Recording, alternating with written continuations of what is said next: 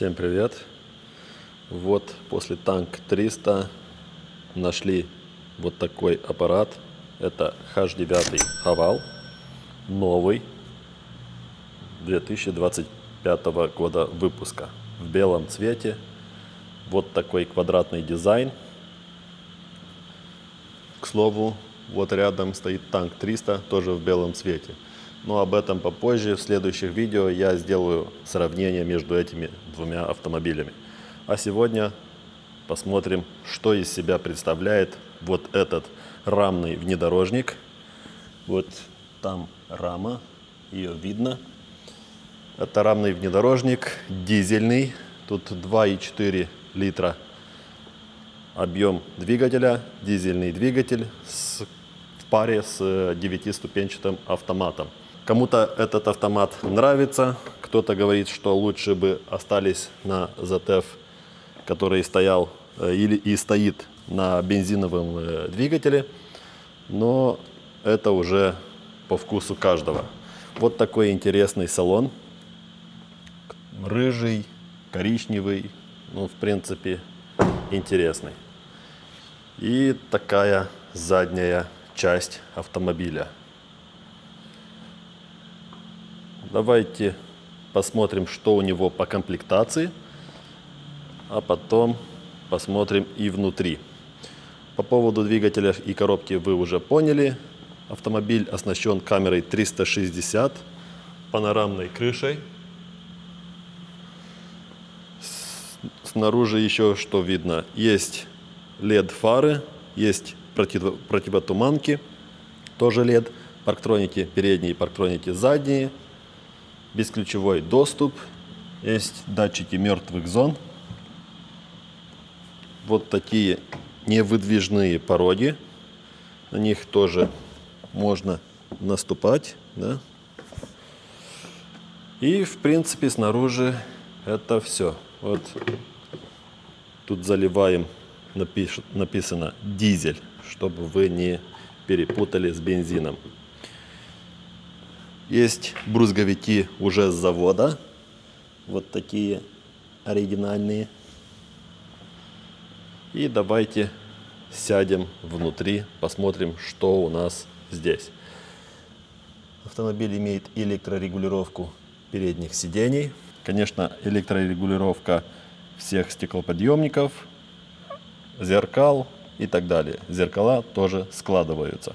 Садимся внутри и видим вот такой салон. Давайте начнем с рулем.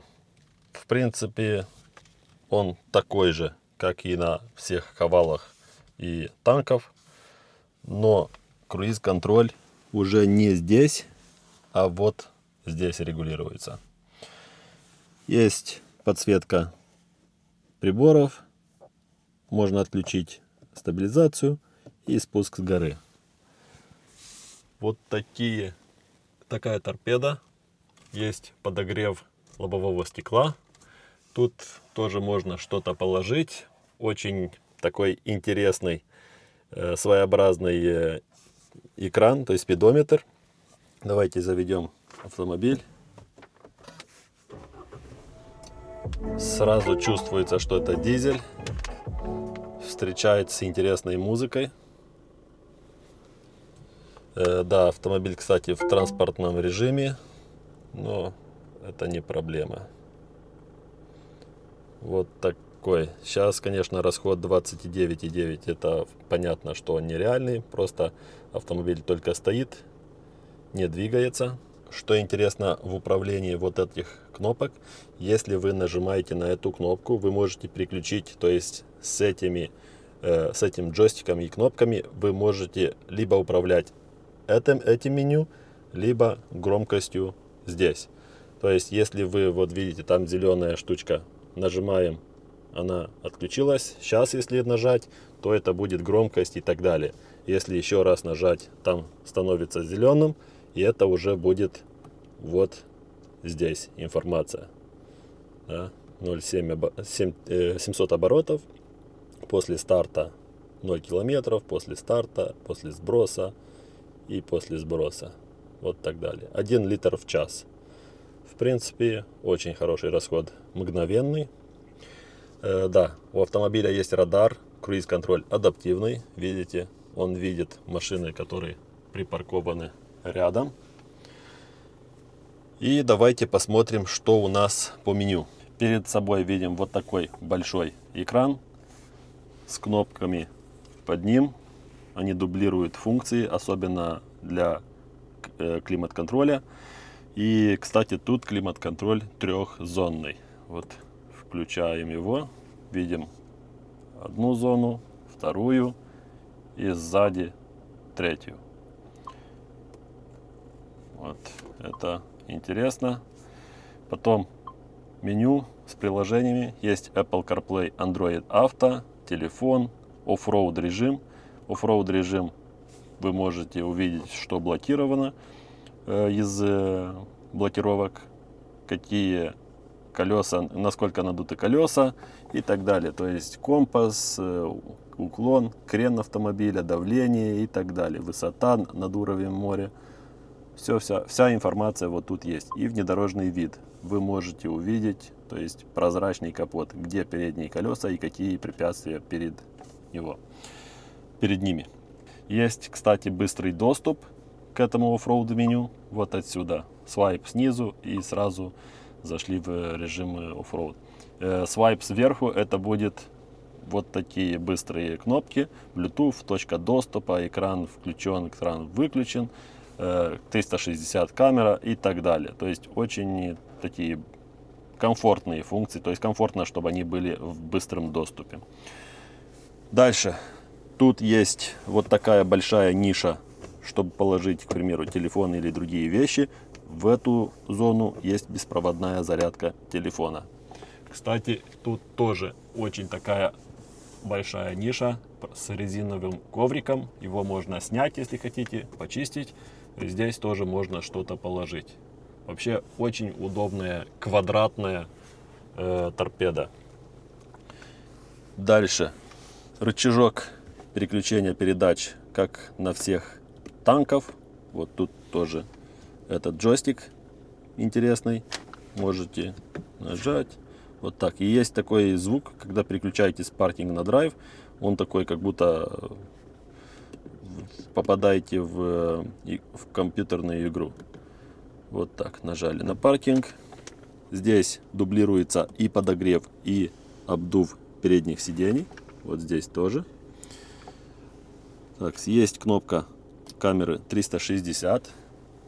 Вот такой обзор. Вы можете либо в 3D режиме. И что мне нравится, очень быстрый отклик камеры. Вот смотрите. Прямо очень быстро все схватывает. Либо можете вот так быстро делать. Да? Это прям мне это нравится. Прозрачность шасси тоже можно включить.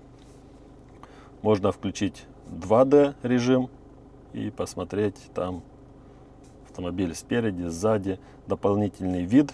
Также вот есть передние, задние колеса и так далее. Радар. То есть можно отключить отсюда парктроники. Закрыли меню. И в принципе по экрану это все. Конечно, тут есть уже ручник, автохолд.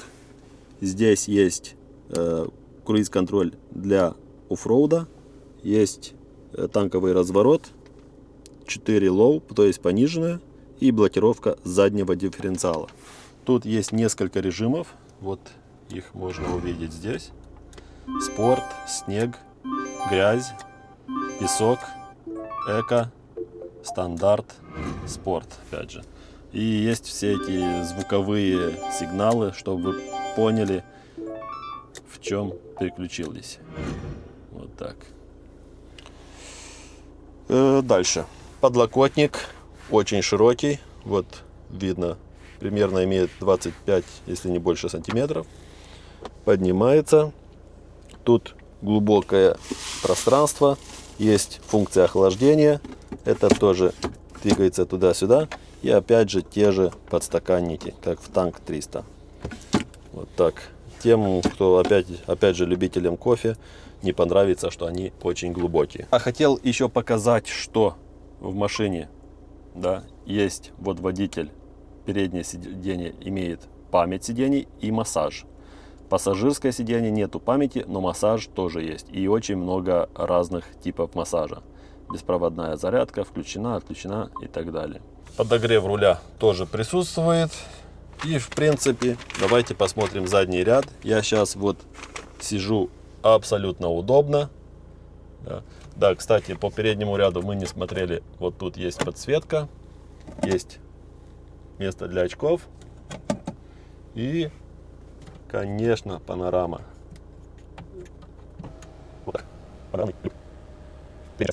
И вот такой светлый салон получается у нас.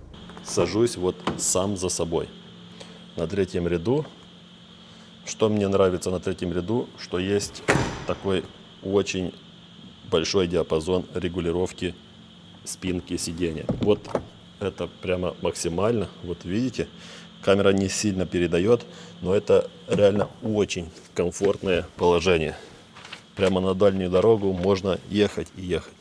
Давайте я отрегулирую более-менее нормально под себя. Вот так.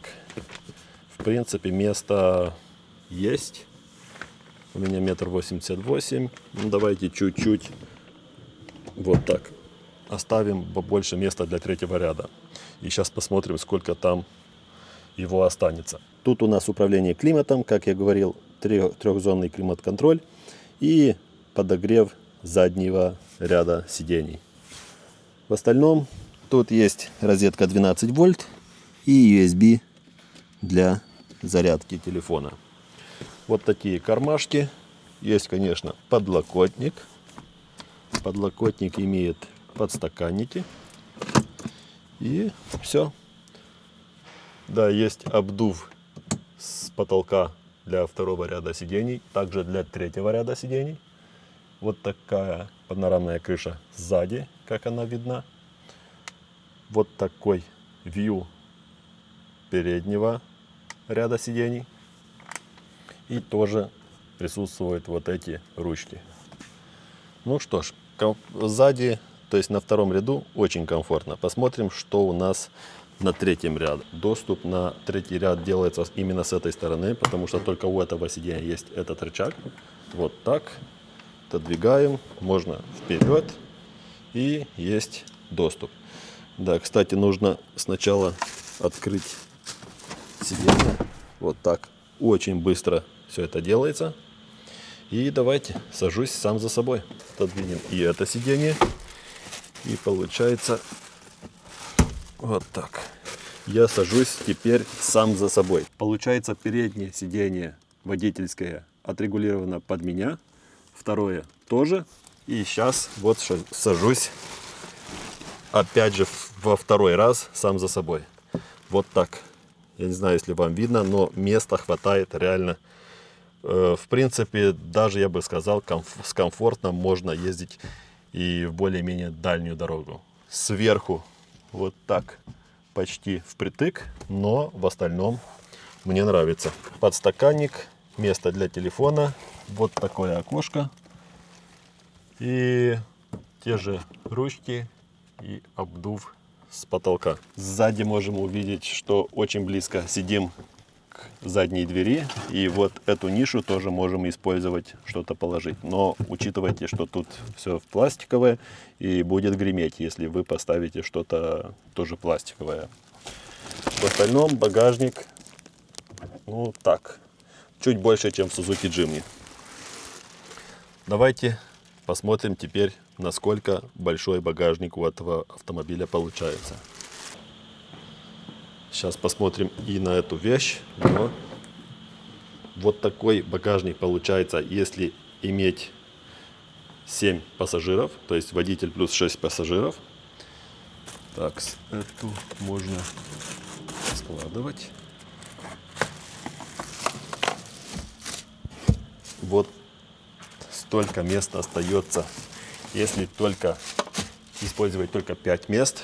Как бы очень много места, но один такой маленький нюанс, что есть маленький уклон багажника. То есть это неровная поверхность. Если вам нужно абсолютно ровная, скорее всего, вам нужно 5-местный вариант. вот такая ниша. Можете тут поставить инструменты и так далее.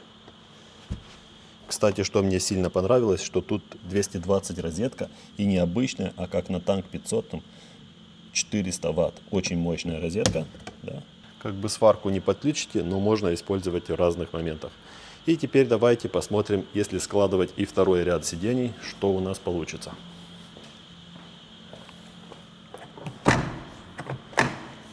Вот так. Подвигаем назад. В принципе, ровная поверхность, но этот подъем, он продолжается. То есть еще чуть-чуть вверх уходит поверхность. Вот так, если это видно. Но, в принципе, ровную поверхность вы получаете. Можно спать. И, скорее всего, отсюда до переднего сидения можно сделать намного больше расстояния. Там больше 2 метров точно. В принципе, это вот такой багажник у Haval H9. Тоже очень большой проем. Вот такая ниша. Крючки. Вот такой карман.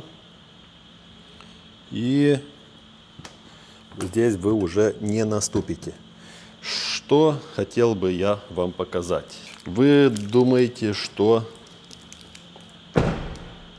здесь должна бы быть запаска, но нет. Запаска вот она здесь. Под багажником. Здесь камера 360 с омывайкой. Здесь у нас вот так. Вот такой столик для пикника. Как бы интересная вещь. Можно тут всякие вещи положить, не знаю, еду и так далее. Тут написано, что здесь можно положить максимум 15 килограмм, а вот на этот столик максимум 10 килограмм. То есть как бы хватает. Я не думаю, что вам нужно будет что-то больше 10 килограмм съесть. Но если все-таки нужно будет, лучше купить или брать с собой столик обычный. А этот как бы в очень много моментов спасает, и можно вот быстренько так перекусить. Вот так все это выглядит. Довольно высокий автомобиль, больше 1,90 м имеет. Кстати, не показал спереди вот эту нишу. Она такая спрятанная. Тут есть розетка 12 вольт и 2 USB. То есть один USB-C, один USB 2.0. Но все-таки тут тоже очень много что можно положить. Прорезиненная поверхность. И как бы интересно. Вот. Вообще, если так смотреть, у машины очень много мест для вещей. То есть что-то положить, мелочевку тут реально находится. Потому что вот даже здесь что-то можно положить. Здесь тоже ровное. Здесь, здесь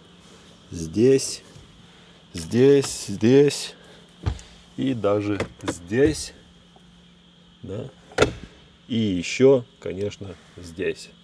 Вот тут вот тоже такое.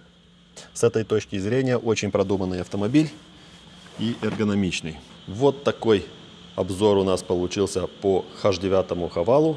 Если вам он понравился, пишите об этом в комментарии. Если вы хотите увидеть сравнение этого автомобиля с этим, об этом тоже пишите. И я в следующих видео постараюсь этого сделать. А пока что подписывайтесь на канал, ставьте лайки и всем пока.